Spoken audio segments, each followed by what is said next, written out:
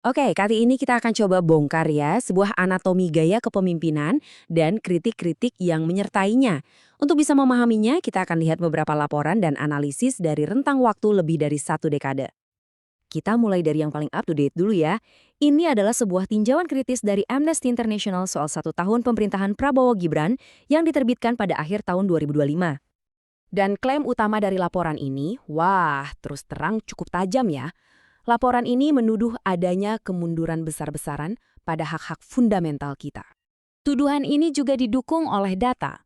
Laporan ini mencatat ada lebih dari 5.500 orang menjadi korban kekerasan selama protes-protes besar menentang undang-undang baru dan kenaikan fasilitas untuk anggota parlemen. Nah, kalau kita lihat rinciannya, ini yang menarik. Dari angka tadi, ternyata mayoritas insidennya, lebih dari 4.000 kasus, itu adalah penangkapan. Tapi bukan cuma soal respons terhadap demo. Laporan ini juga menyoroti apa yang mereka sebut sebagai remilitarisasi ruang sivil. Nah, ini dianggap sebagai salah satu faktor kunci dari erosi hak asasi tadi. Biar kita paham konteksnya, laporan Amnesty ini kan nggak muncul tiba-tiba ya. Kita perlu mundur sedikit setahun ke belakang ke sebuah laporan lain yang keluar pas banget saat pemerintahan baru mulai menjabat. Nah, ini dia laporannya. Judulnya Dosa Impunitas.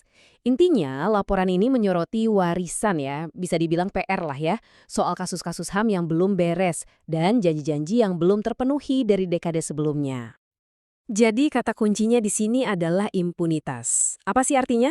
Menurut laporan ini, impunitas itu adalah kondisi di mana para pelaku pelanggaran HAM, baik secara hukum atau kenyataannya, nggak bisa dituntut pertanggungjawabannya, seolah-olah mereka kebal hukum gitu. Ini jadi bikin kita mikir kan, semua laporan ini kan relatif baru. Pertanyaannya, apakah jauh sebelum ini semua terjadi, ada yang pernah menganalisis figur pemimpin yang jadi pusat dari semua wacana ini? Nah, ternyata ada. Coba kita mundur lebih jauh lagi. Kita akan lihat sebuah analisis akademis yang dibuat, wah, lebih dari 10 tahun yang lalu. Lini masa ini menarik banget loh. Kalau Anda perhatikan, analisis akademis tentang kepribadian di tahun 2014 ini ternyata muncul jauh sebelum laporan-laporan politik dari Kontras dan Amnesty keluar 1 dekade kemudian. Kelihatan kan polanya? Jadi, tesis di tahun 2014 ini bukan asal-asalan. Para peneliti mewawancarai ahli psikologi sosial dan komunikasi. Hasilnya, mereka menemukan beberapa ciri kepribadian yang cukup spesifik.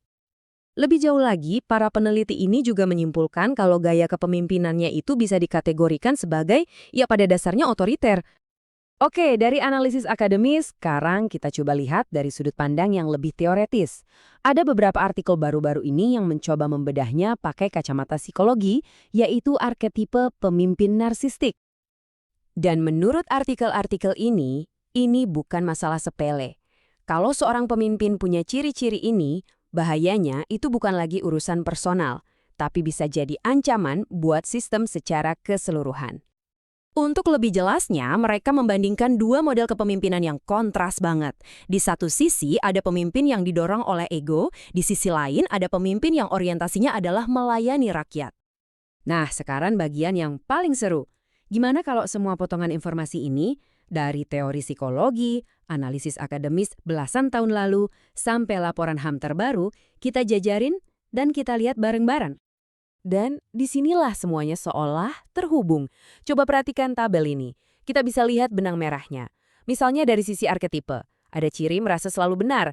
Kalau kita lihat ke observasi akademis tahun 2014, muncul istilah otoriter. Lalu di laporan 2025, kita lihat aksi nyata berupa pelabelan pengunjung rasa sebagai anarkis. Atau lihat lagi, ciri tidak bisa dikritik. Di tahun 2014 diobservasi sebagai temperamental. Konsekuensinya di 2025, muncul kebijakan-kebijakan yang dibuat tanpa melibatkan publik. Kelihatan kan alurnya?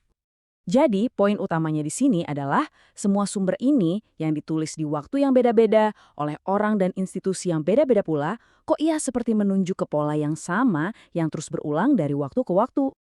Nah, semua ini akhirnya membawa kita pada satu pertanyaan penutup yang cukup mendasar ya. Sebenarnya seberapa besar sih pengaruh profil psikologis seorang pemimpin dalam membentuk realitas politik dan bahkan nasib sebuah bangsa? Sebuah pertanyaan untuk kita renungkan bersama